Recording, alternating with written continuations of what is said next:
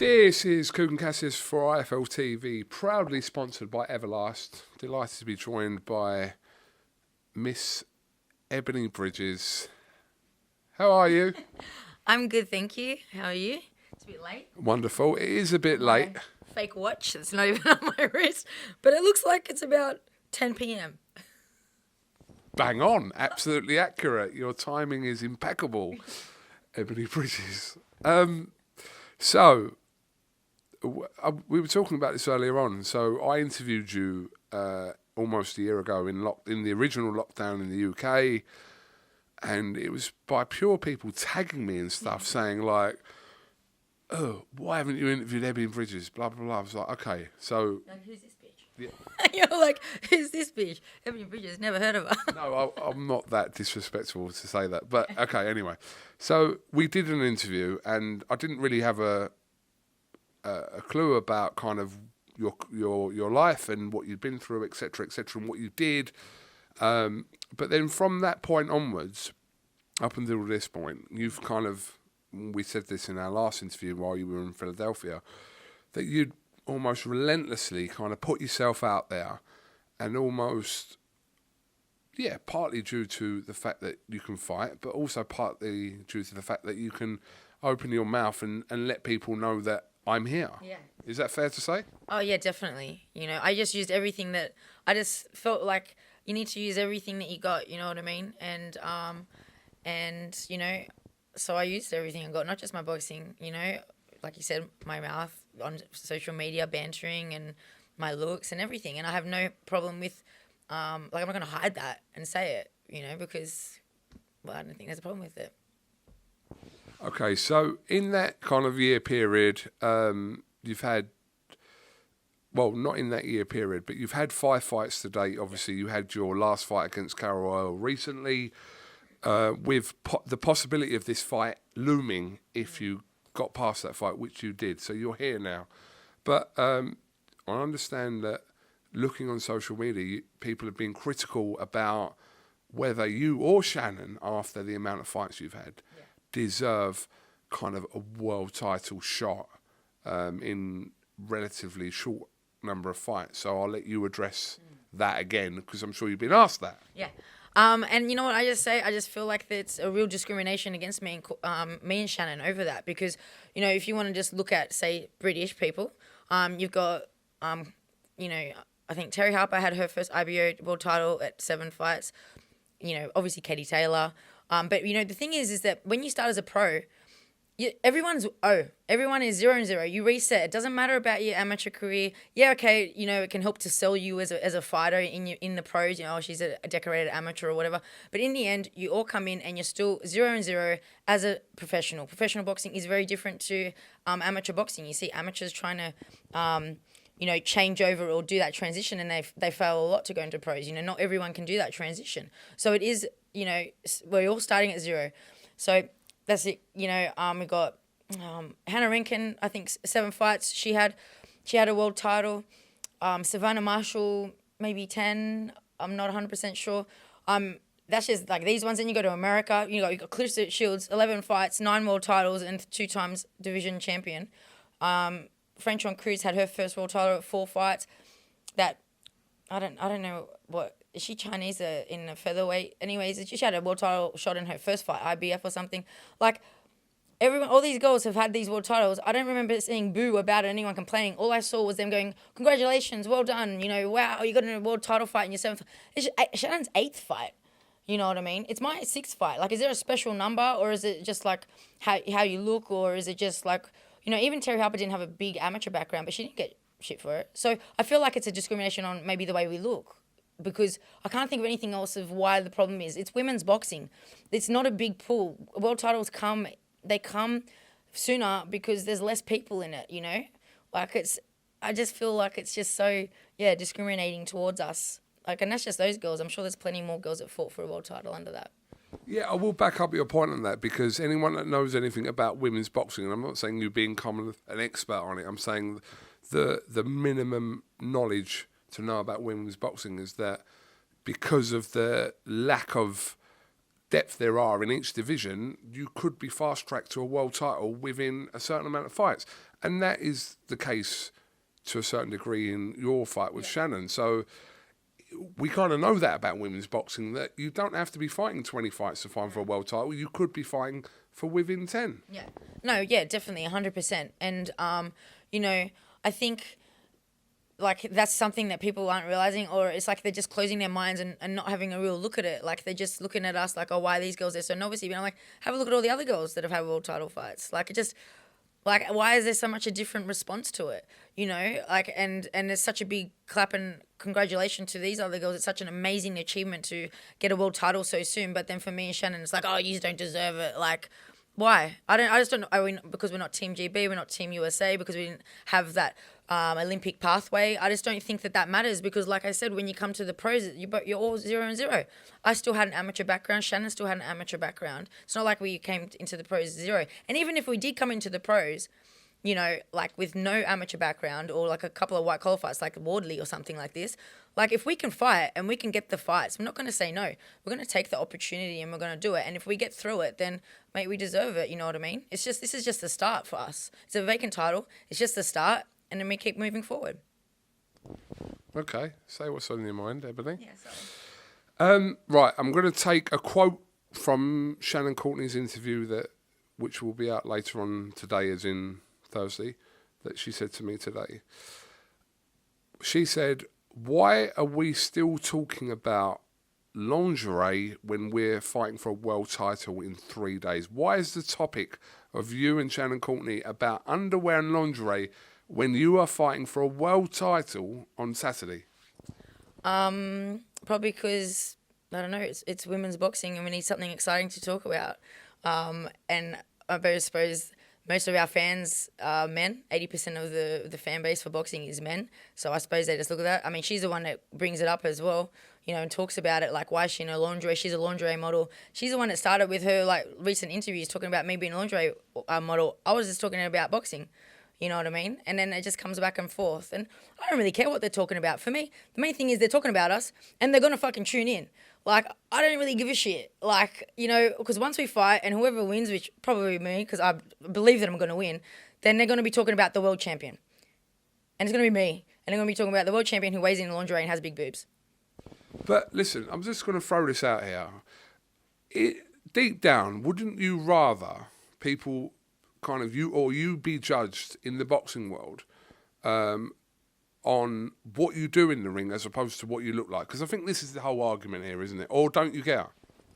I don't know, man. I honestly don't care. I just want to get in there and fight. I like fighting. I mean, when they see me, then they can judge my fighting. They haven't really seen me yet, so they can't really talk too much about my boxing, you know? And I think once they do see me fight, then they'll be talking about my boxing a lot more. But they don't have much to talk about with me, except that at the moment. But the thing is, they're fucking talking about me a lot. And I'm happy with that. I'm happy. Just keep talking about me. Keep, you know, good or bad, it doesn't matter, because it's my name that's getting spread. And it's just, you know, making me more popular. So I really don't care, because all I care about now is this weekend is me putting on my performance and putting all that work in that I've done, and then showing the world, you know, what I can actually do. And when I've done that, I do think the tables will turn, and I think the tune will be very different. So you believe after Saturday, and if you're victorious on Saturday, and we'll use that term because you're obviously confident that you will be world champion come Saturday night, but are you confident that after that then people kind of start to see, oh, actually, Ebanie Bridges looks how she looks, but she can actually fight, and she was a deserved winner, if that's their view? Yeah. Yes, 100%. That's why I'm not really fussed. Right now, I'm trying to sell a fight. Right now, I'm trying to sell Ebanie Bridges. Right now, I'm trying to get eyes on the sport, get eyes on this fight, because I want everyone to see me fight, you know, and that's just what I'm doing. And then once I fight, they're going to see it.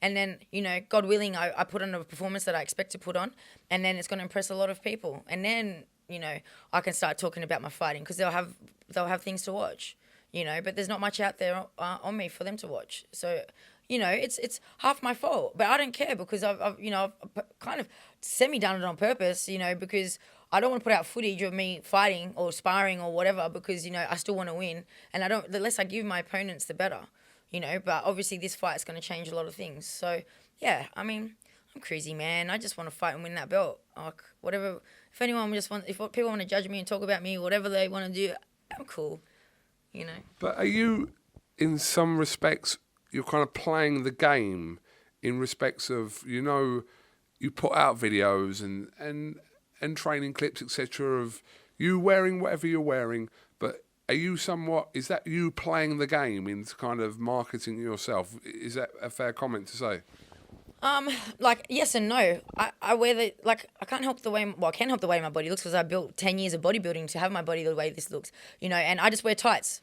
Shannon wears tights, I'm pretty sure Terry Harper wears tights, pretty sure everyone wears tights, it's just that my tights just look different on my body, same with my tops, I train in t-shirts. I don't even train in crop tops. I train in long sleeves and t-shirts and tights like everyone else, just like I weigh in my underwear, just like everyone else, sorry I spent 10 years building up a mad ass and legs, and I spent money on a chest. Like, do you want me to apologize? Like, you want me to, what do you want me to do? I don't know, wear tracksuit pants and be uncomfortable training? Like, I mean, what do you want? Well, I just don't know what people want me to do. Like, just hide Ebanie. Just don't post anything because you're just too sexy. Like, is that what it is? Like, far out. It's such a, it is kind of, when I think about it, it is kind of annoying that, people are still like a year later talking about the same things with me, and going on about my looks, but it's half a compliment. Like, I'm taking it as a compliment, as well. But it's just, it's whatever. Like, whatever. Let me win this belt, and I'll show you all what I can do. Are you still a maths teacher? Well, obviously right now I'm not, but yeah, at the beginning of term I was. But I went off. So last term was my last term of contract. So now I'm casual, because I knew that I was going to be probably fighting for this world title this year and chasing more boxing this year. So I just told the school that I'll work on a casual basis. So pretty much a day-to-day basis. But like when I'm home, I'm there like 4 or 5 days a week, working. And then if I need to take a day off, I can take a day off. It's cool because, and if I have to take off like I did now, it's all good because I'm not locked into classes. Because we've had a couple of requests for you to take the IFL Maths Challenge. Are you willing to take that? God. Right now, no, not really, but yeah. What is it? Is it 2 + 2? Because it's getting late. I'm joking. We're just going to see how good your math skills were, basically. Yeah. Yeah, look. Well, my favourite number is 69. It's the only amount of people that I follow, so that's some good maths right there. I got a very exclusive club, the 69ers, and they know all about it. It's I only follow 69 people, and you got to be pretty special to be in that group. I've never actually noticed that you actually follow 69 only people. 69 people. Yeah, only 69 people, and that's it. And if you're in that group, then you're the OGs, and like my Twitter people, they know. I've even got it on my skirt, a little hashtag patch 69ers to tribute to my really loyal fans. Some of them only have maybe 3 followers or 10 or 5 followers or something, but they support me and they have a good crack and a good laugh. And for me, like, that's what I want. So. What if I look through your Twitter now? You only follow 69 people. Literally, I'll show you. And they're my 69ers. And then people like, I do a thing like, if I lose one, like someone gets banned or something, then I'm like, I got a spot. Who wants in? And then I have a look and they all, me, and then I choose one that I've seen a lot of support, or I see that they're really funny, so I'll follow them. Look. And I've done that from the start. I've never gone over 69 followers. Is that why you actually don't follow me? Yeah. Because you didn't make the group. You didn't make the cut. Shit. I like that. I didn't know that. I didn't actually know that you only followed 69 people. Yeah. Yeah, I do. And then when I get a new member in the 69 club, I'll put a post out. I'm like, welcome to the club. And then all my other 69ers, they all like comment like, yeah, welcome to the group. And put like gifts like, hey, welcome. Like, yeah, it's like a little click thing. I always say to them, like, after I fight, obviously we're in lockdown, but, I have a proper after party after I fight and win. And, the 69ers are all invited. It's an exclusive group. Interesting. Don't want to change that to the 100 club? No, 69, that's it. Because I'm immature as fuck.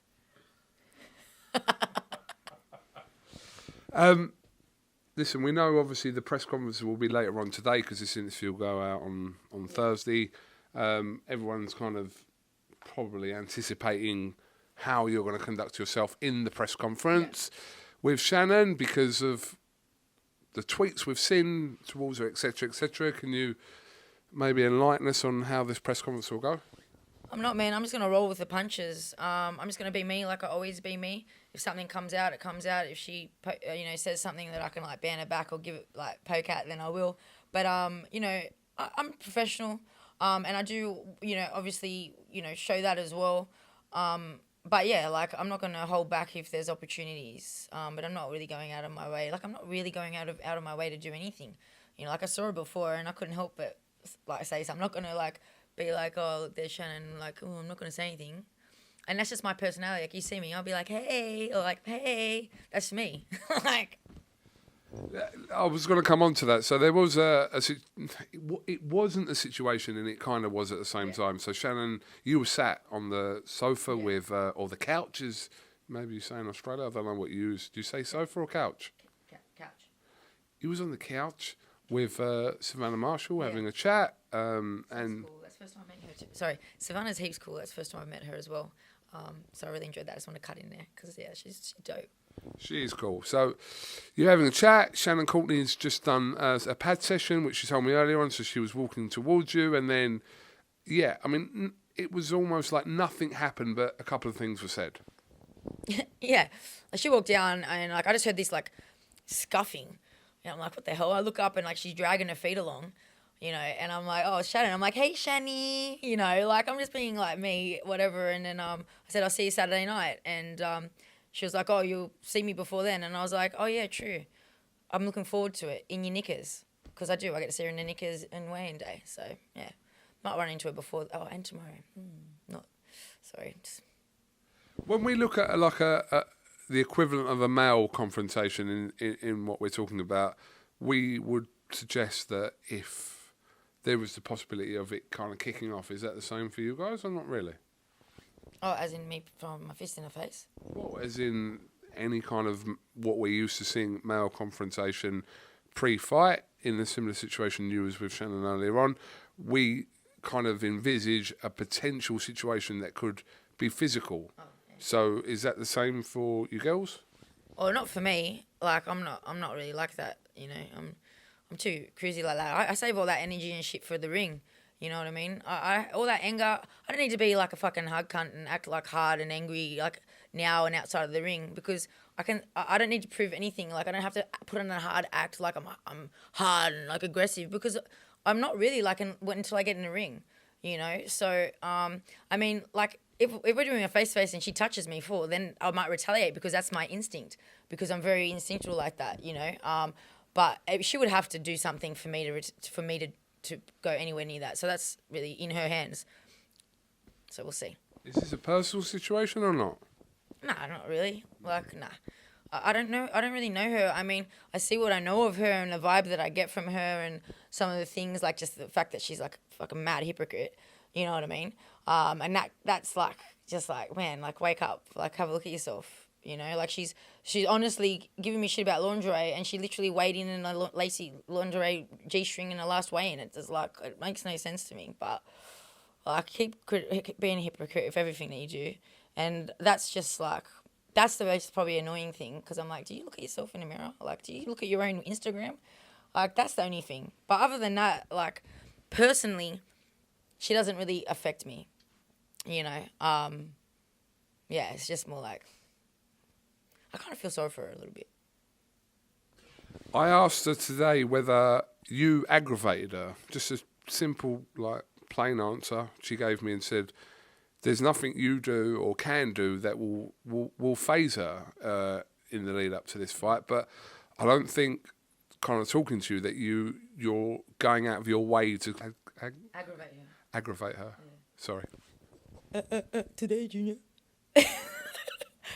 Sorry. Yeah. I'm aggravate her. I got it out in the end. Yes, aggravate her. No, definitely not. Definitely not. I don't need to. You know what I mean? I'll do things like as a joke, but it's more, even the stuff that I put online, it's not for her. It's for the fans. It's all for the fans. It's to make them laugh. It's to make them get involved and have fun, and you know what I mean? Like, it's not really for her. Like, if she's as serious as she is, there's nothing I know that's going to faze her because it's the same with me. Like, nothing's really going to faze me. But I do like building the fight. And I do like making people laugh and giving something to, whatever, to banter about. So that's really what it is. I feel like it's more, for me, for the entertainment side of things, rather than actually trying to stoke at her. You know what I mean? Final one on this thing with Shannon. Are you retaliating and responding to her, or are you trolling her? Retaliating.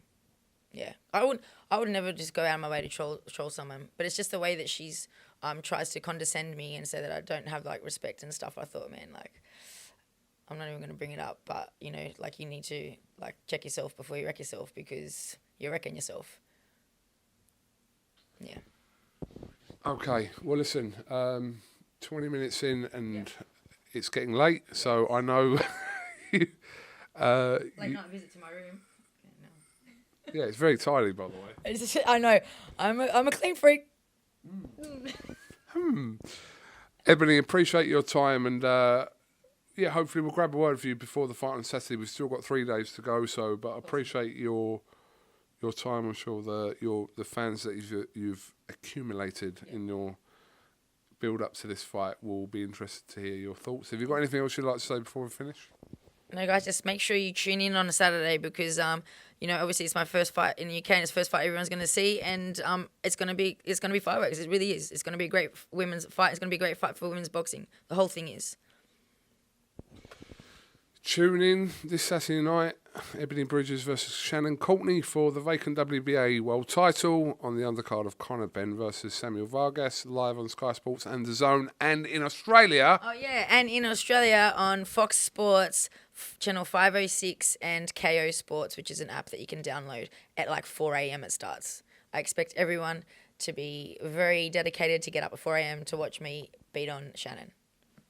Some hardcore fans you got waking up at 4 o'clock in the morning, but we're used to that here. We got people watching fights in America are up till like 5, 6 in the morning. So. Yeah, that's true. Usually in Australia, though, our fights is all day Sunday.